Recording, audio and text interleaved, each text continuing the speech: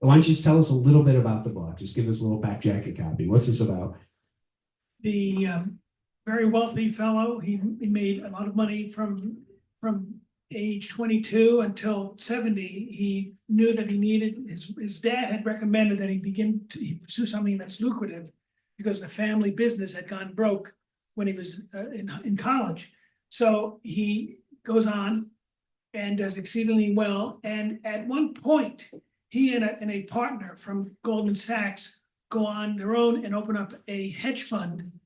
And his partner recommends that they invest in the firearm manufacturing industry. This is around 2001, 2002, when two things occurred. One, we begun the series of spectacular mass murders, beginning with Columbine, that continued, as you know, Virginia Tech, Fort Hood, Aurora, and a number of others, certainly Sandy Hook.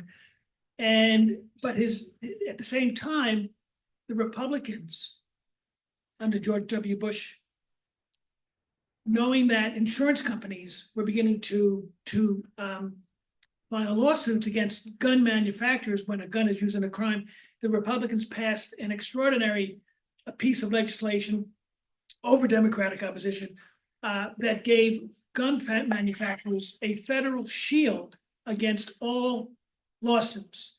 Now, that actually what happened in 2005. And so in the timeline of my story, my heroes, his name is Emil Scordano. His grandson is hurt in a high school shooting. He's not killed. 16 children are killed in a high school shooting in a gymnasium. But the grandchild is in a coma. And Emil begins to think about how he's made his wealth and how he, by investing in the firearm manufacturers, along with his Goldman Sachs buddy, pushed up the shares. It helped the firearm manufacturers, and there's really only 3 publicly traded firearm manufacturers, help them invest in new product, but also pay the National Rifle Association and help them become a colossal lobbyist in Washington, D.C. And we do think that the NRA over the last 25 years has become the most powerful lobbyist in the country. Anyway, he begins to think about how he could use his money to do the reverse, to weaken, to hobble the finances of these firearm manufacturers. He begins getting advice from another very wealthy man who wanted to do the same thing, but the other fellow realized through research that you can't just buy these manufacturing companies. If it's publicly traded, you could acquire them.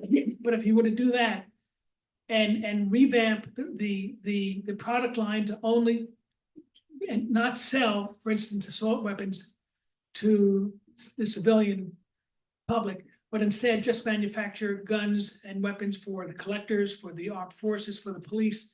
This other fellow said, you're going to lose everything, because smaller private manufacturers will then begin doubling their production for that market that wants to buy assault weapons. Anyway, so they come up with another plan, which is to find a way of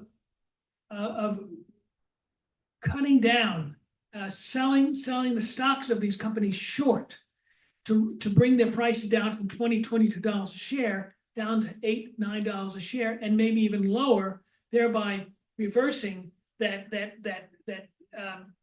pumping up that he had done 15 years earlier when he was buying the stock and making millions on it. So at any rate, that's what he does, and I don't know whether I want to give the entire story away. Nah, that's good. That's a teaser. It gives people an idea for what's going on. I will say that one of my editors on the West Coast said that this man has the same mission that Job of Scripture had. He goes up against the NRA. Yes, they find out.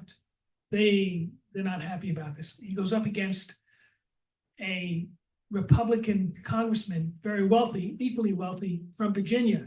And what he tries to do is a very difficult job. And that's where the story goes. So I mentioned in your bio that you covered as a journalist, you covered a bunch of shootings like Sandy Hook. Why did you want to write about mass shootings in your novel? It's a good question. I had, as I was mentioning to some of my guests, but then I always thought I would want to write fiction when I retired from journalism. Within 3 days of retiring from Reuters, I began taking fiction writing workshops, and I was able over 3 or 4 or 5 years to publish some short stories. One of my editors said, "Okay, now write something longer and try to contribute to the cultural conversation." I knew immediately I wanted to write about guns because, for 2 reasons. One, when I was working on the hemispheric news desk for Reuters, we covered all of those. I helped cover and I helped edit and sometimes rewrite the coverage from Columbine through Sandy Hook. You can't write what your reporters have sent in without beginning to visualize what it must have been like. For instance, in the theater at midnight in Aurora, Colorado, when that fellow jumped in dressed as in full battle gear. You might remember that particular mass murder. At midnight, he shows up at the viewing of The Dark Knight and shoots up the theater. Sandy Hook. So you can't help visualize. So I knew I could tap into that imagery, that moment, that moment of absolute terror. And so I knew I had that on my side as I decided to write about guns.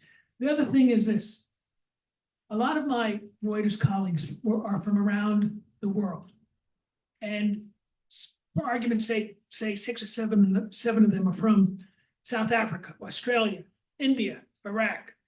They're here in America. They're all exceedingly well educated and very senior journalists, and they all look at us Americans and they say, "Your country is nuts." It's the one thing about this country that people can't fathom. Racism, they understand. Abortion, the anger of the Christian right against abortion, and evangelicals. All right, that's a problem around the world. Maybe it isn't a political issue like it is here, but gun violence, they just don't understand it, and they would question us. And I know that is a facet about this country that is just impossible to fathom, to understand, and we ourselves, us peaceable people, just don't understand it. So I decided, and because my editor said, "I want you to write something about the cultural, make a contribution, write something that makes us think." That is why I chose guns. That is why, and I would say that within a day or two, I began to do research and begin to think about what I would write.